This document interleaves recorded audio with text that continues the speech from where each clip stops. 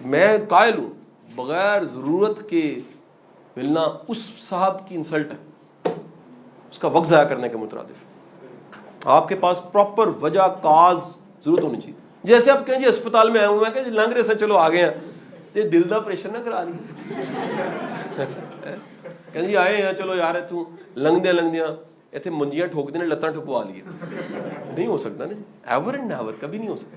Keeping your mind, جب آپ کسی ایسا بندہ جس پہ آپ کا پورا اعتماد ہے کہ مجھے اخلاص سے گائیڈ کر سکتا ہے، جب بیٹھے تو یہ سوچ کے ملیں اور بیٹھیں اس کے پاس کہ میرے پاس ایجنڈا ہے اور بڑا واضح ایجنڈا ہے۔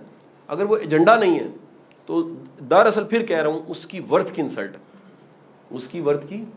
بانو آپا اللہ غریق رحمت کرے، ان ڈیز میں پرانی بات ہے، یونیورسٹی پڑھا رہا تھا آخری دن تھا، تو میں بچوں کو کہتا تھا ملا کرو، میرے شوق تھے، میں کہتا تھا یار جتنے اسکالر مجھے زندگی ملے میں سب کی طرف قیوم نظامی کی طرف لوگوں کو بھیجا ہے۔ اب دیکھیں جتنے لوگوں کو میں جانتا ہوں 14 اسپیکرز ہر مہینے ہم بلاتے ہیں، سیشنز دیتے ہیں، کوئی لٹریچر کا گرو ہے، کوئی کسی شعبے کا گرو۔ تو بانو آپا کی کال آ گئی مجھے، کہتی ہے تو پتر نہ بھیجا کر، میں کیوں؟ کہتی ہے سیلفیاں لے کے ٹر جاندے۔ کسی نے آ کے سوال نہیں کبھی کیا بانو آپا جب آپ راجا گدھ لکھتی تھی آپ کی سوچ کیا تھی؟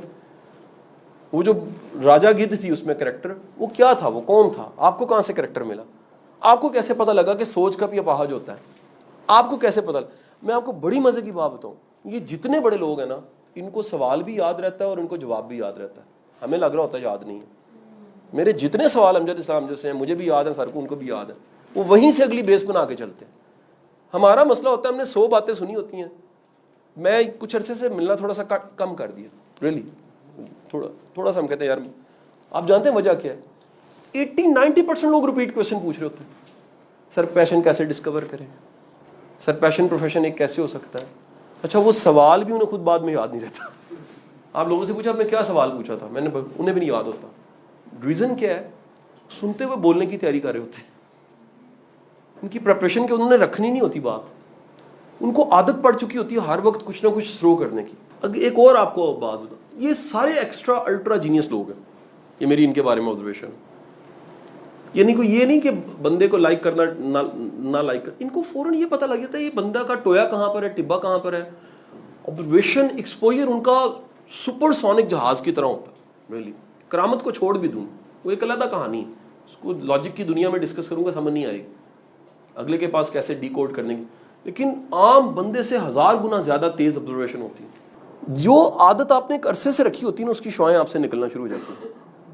جو زانی ہوتا ہے نا اس کی 100 فٹ تک شعاع جا رہی ہوتی ہے، یہ شکر اللہ پردہ ڈال دیتا ہے۔ چور کی شعائیں ہوتی چوری والی، لوگوں کی باقاعدہ اورا ہوتا ہے، کیونکہ یہ الٹرا جینیس ہوتے ہیں، نہ دل میں کوئی نفرت ہوتی ہے، نہ بائسز ہوتے ہیں، نہ تقسیم اپنے آپ کو کیا ہوتا ہے، سو وہ اوریجنلٹی کو فیل کر لیتے ہیں۔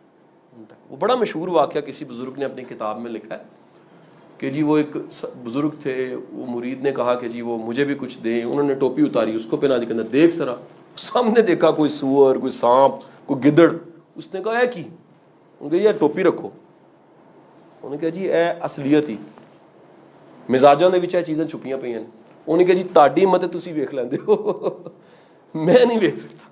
سو یہ سارے کے سارے اسی وجہ سے، اور دوسرا ہوتا ہے کہ اللہ تعالیٰ نا علم بھی کھول دیتا ہے، سینہ کھول دیتا ہے نا۔ یہ مطلب بڑی عجیب بات ہے کہ ایک بندے کا شعبہ وہ فیلڈ ہی نہیں ہے اور وہ بندہ آپ کو بتائے، ایکوریٹ بتائے کہ یار یہ اس فیلڈ میں آپ نے یہ غلطی کی ہے، اوکے یار اس کو کیسے پتہ ہے؟ یہ تو آج کی ماڈرن بات ہے اور اس زمانے کا بندہ ہی نہیں ہے۔ گفٹڈ لوگ ہیں سارے کے سارے، تو بغیر ضرورت کے، ٹھیک ہے، دلیل ہونی چاہیے جناب والا۔